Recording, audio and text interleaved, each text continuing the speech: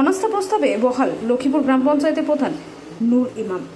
সদস্যদের অনুপস্থিতিতে ভেস্তে গেল অনাস্থা প্রক্রিয়া। মুর্শিদাবাদের সুতি ব্লকের এই লক্ষ্মীপুর গ্রাম পঞ্চায়েতে এমন ঘটনায় চাঞ্চল্য ছড়িয়েছে। আধিকারিক সূত্রে জানা গেছে, লক্ষ্মীপুর গ্রাম পঞ্চায়েত মোট 30 জন সদস্য রয়েছেন, কিন্তু নির্ধারিত সময়ে গ্রাম পঞ্চায়েত কার্যালয়ে উপস্থিত আছেন মাত্র 9 জন। সংখ্যাগরিষ্ঠ উপস্থিতি না থাকায় আইন অনুযায়ী অনাস্থা প্রভাবের ওপর ভোট গ্রহণের প্রক্রিয়া শুরু করা সম্ভব হয়নি। সেই কারণে অনাস্থা প্রভাবে কার্যত ভেস্তে যায় ভোটাভুটি প্রক্রিয়ার বৈঠকের মাধ্যমে। আজকে লক্ষ্মীপুর অঞ্চলে অনাস্থা ভোট ছিল। সেই অনাস্থা ভোটে যারা অনাস্থা করেছেন তারা কিন্তু না উপস্থিত হয়নি, আর উপস্থিত না হয়ে তারা আবির খেলছে। মানে বলবো কি, যেভাবে তৃণমূলের মেম্বার প্রধান বিনা ইলেকশন করে মেম্বার প্রধান যেভাবে হয়েছিল, আগামীতে লোককে মারে ধরে যে প্রধান হয়েছিল, মেম্বার হয়েছিল, সেই প্ল্যান আজকেও একই প্ল্যান। যে আজ লক্ষ্মীপুর অঞ্চলে যে ডেপুটেশন অনাস্থা ভোটে যে ম্যাচুরিটি দেখাবে, সে ম্যাচুরিটি কিন্তু প্রধানেরা এবং প্রধানের যত আছে ওরা কিন্তু না এসেই ওরা বলছে আমরা প্রধান। আরে প্রধান তো আগে থেকেই আছে, কিন্তু উনি তো এই অনাস্থা উনি করেছেন। তো উনি যখন অনাস্থা করেছেন তো এখানে তো আসা দরকার, এই অঞ্চলে আসা দরকার। এতগুলো পুলিশ প্রশাসন এসছে, এখানে অনেকগুলো পুলিশ প্রশাসন এসছে, মিডিয়া এসছে।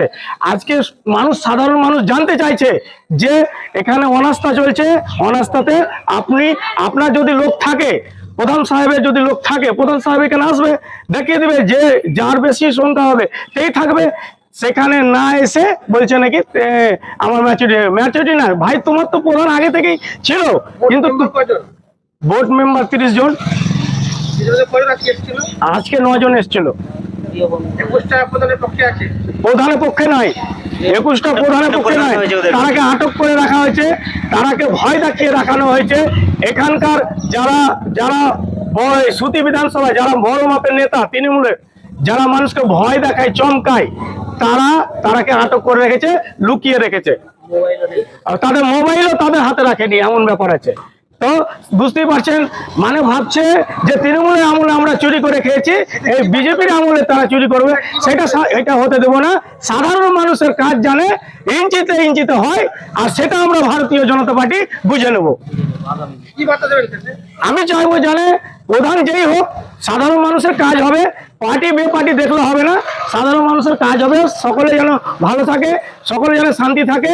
কোনো লোকের উপরে হাত চালালে 10 বার যেন ভাবে, সেটাই আমি দেখবো। জানা যে কোনো কাজ হবে, শান্তি সবসময় বজায় থাকবে।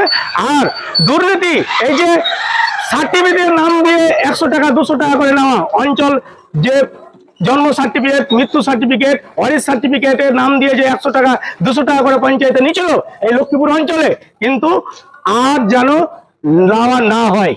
কারণ এখানে এখন বিজেপি সরকার আছে, এখন তৃণমূলের সরকার নেই। আমরা চাইবো জানে কোনো সাধারণ মানুষের কাজ যেন আটকে না থাকে।